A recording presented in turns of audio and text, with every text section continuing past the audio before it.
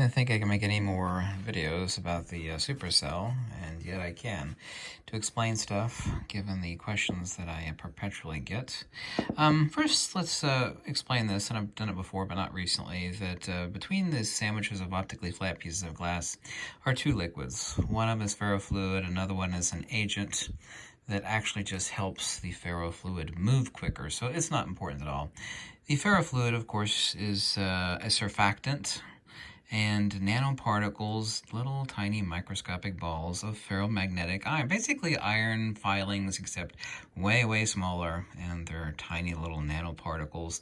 And of course, they react to the magnetic field around a magnet. But let's make an important distinction here about what's actually going on. Every place, of course, we have the LEDs that are ringing and around the outside here, and they're shooting inwards. There's a number of LEDs, and I've done it before with a single light source like the sun. I've got a video on that from a couple of years ago. So wherever the light manifests, when I actually place the magnetic field here, is the constructive interference of the magnetic field. Everywhere light is absent is the destructive or the dielectric, and there's a reason why. You know, on either quote-unquote pole of a magnet, we actually see these black spots. You know, there's no light at the center of any quote-unquote pole of a magnet. Actually, as you're looking here underneath the SUPERCELL, let me put the magnet underneath it because that's not magnetism, okay? Let's first take a look at this magnet here. I don't know if I could draw on this with a pencil. I might be able to, but you know, somewhere right around here, yeah, about that size. This is not magnetism. This is increasing inertia and acceleration to the plane of inertia. It's a dielectric portal, if you will, to the lowest pressure mediation in the plane of inertia. Magnetism is the dielectric field. Magnetism and dielectricity form the conjugate geometry of the entire universe. On either quote-unquote pole or side of any magnet, whether it be cylindrical shaped or square shaped, doesn't make any difference. Right here is where true magnetism is. There's actually an intermediate zone here between the center and the outer rim, but this is where real magnetism is. This is not magnetism. The Ferrous Shell will show you this. Let me get in a little at a deep angle here and click on focus. You know, there's a reason why there's no light here, because this, the center part of the magnet, is not magnetism. Well, that doesn't make any sense. Well, people don't understand what a magnet is, and people don't understand what magnetism is. All these bright lines you see here, by the way, are the lines of constructive magnetic interference between the magnetic and the dielectric. These two, of course, form the conjugate geometry of the entire universe. Everywhere we actually see the absence of light, or mostly the absence of light, is the dielectric. These are the interplay. These are the curved linear lines of force and motion, inertia and acceleration, weaving themselves out between each other in the interplay between the fields of force and motion and inertia and acceleration. I'll show it to you more apparently here. And of course I had to rebuild the SUPERCELL because this powerful little sucker destroyed it last time, and I had to rebuild it. Yeah, but right here, I wish I could do it with my pencil. I can actually do it with a Sharpie marker, and then we'll take a look at it underneath the SUPERCELL here, right about there. Well, this is a super powerful magnet. Yeah, of course that's magnetism going on right there where you're leaving a Sharpie marker. Well, no, it's not. You'll see that this is a black spot underneath the SUPERCELL because this is the point of increasing inertia and acceleration that vanishes to infinity, that actually dumps the magnetism. Yes, because magnetism and dielectricity form the conjugate geometry, kind of like Siamese twins. Conjugate, I hope you know what the term conjugate means. Both sides of this magnet in any magnet, and this is a really powerful sucker. We draw the same thing over here. Dump magnetism. We could say dump in a conventional, really, really crude sense. Trying to make this perfectly round, but I'm kind of failing at it.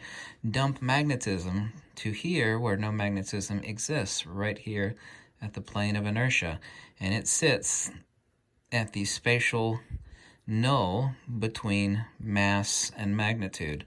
The spatial null between mass and magnitude of this cylindrical magnet, and the really powerful one at that, is right there at the plane of inertia, where real magnetism exists, and it also exists in this intermediate zone. This is the intermediate zone right here on the magnet. But where real magnetism exists, okay, is right here. This is also measurable with a Gauss meter. Yes, the really powerful Gaussian flux exists right here.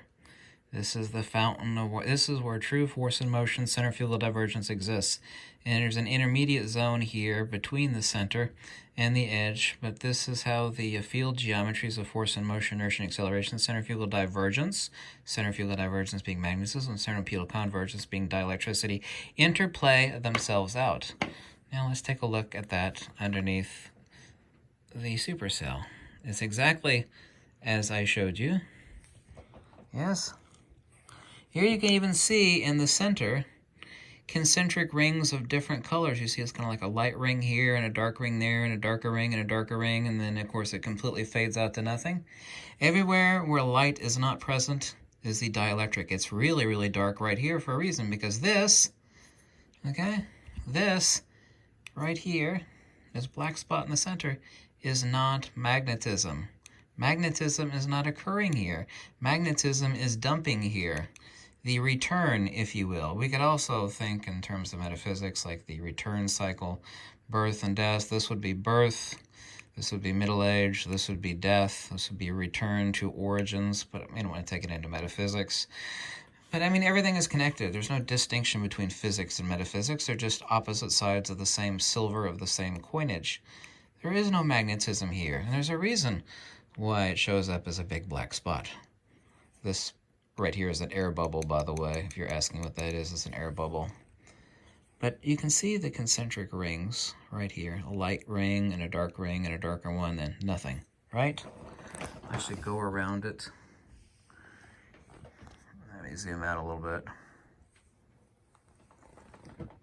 You see the holographic nature.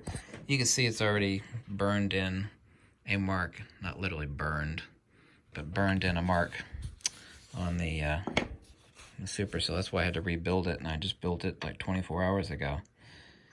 There we go. It's hard to get it, to keep it from turning. There we go. And of course right here we can see this line of the plane of inertia. This is a null point between either polarities. And here we can actually see the dielectric portal, where the actual field convergence of centripetal increasing inertia and acceleration is occurring. Yeah. Let's place it underneath there again. Actually, let's do the ring magnet. And let's talk about something really important, since the field is of the ether itself. You see, as I've told you before in a video from yesterday, there's nothing in the middle of this, right? But we can still see, this black spot, because this is a solid cylinder. We can see this black spot here in the middle of this ring magnet where nothing is. But that nothing is counter space. You see, this is the ether. This magnet's wanting to turn because there's metal underneath the table there. It's occurring right here also underneath the supercell, even though there's nothing inside the middle of this. Well, not nothing. There's the ether here also, so we can see that same. You see that little black hole forming right here at the dead center? Focus. Let's do a little focus thing here. There we go. Let's go in a little bit deeper though. You see it?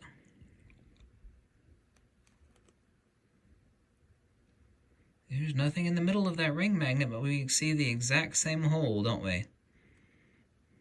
We do, don't we? Yes, we do. Yeah, because the field is the same right there, whether there be a magnet in the middle of this ring, which there is not, or there is. It doesn't matter if the magnet is solid, like this magnet here, or if the magnet actually has a ring, you know, of nothing. It's not space and it's not time. It's the ether. We're actually talking about the ether bending under the field influences of the magnetic field, which is ab extra because it is a point source. And that's actually what defines a magnet, of course. It is a point source incommensurability of the entire atomic structure. In this case, whether it be samarium cobalt or ferrite, in this case it's neodymium iron boron, the entire incommensurable structure of this magnet, because each and every magnet operating as an incommensurable object, which is qualitative, not quantitative, because before this magnet becomes a magnet, it is quantitatively 100% identical. Yes? Well, that is, of course, undeniable. So, but once again, the exact same thing. Let's move this out of the way. So, magnetic attraction also, too, by the way, does not exist. Magnetic attraction is what the same thing we refer to as gravity. It is just point-specific dielectric acceleration, and gravity is point non-specific mutual mass acceleration. We can't reify space and time. Space and time are not mediums. Time is only a measure of magnitude, and space has no properties. The only time Nikola Tesla actually lost his cool was perpetually harping on the fact that Einstein's reification of space as having properties was crazy, nonsensical, harebrained gibberish, and lunacy, and of course Nikola Tesla was right on that. There's no light at the center of this magnet, because there is no magnetism at the center of this magnet. This is the dielectric portal. You could call it the drain to counter space, which exists right here at the plane of inertia, at the midpoint of the magnet, which I have marked right here.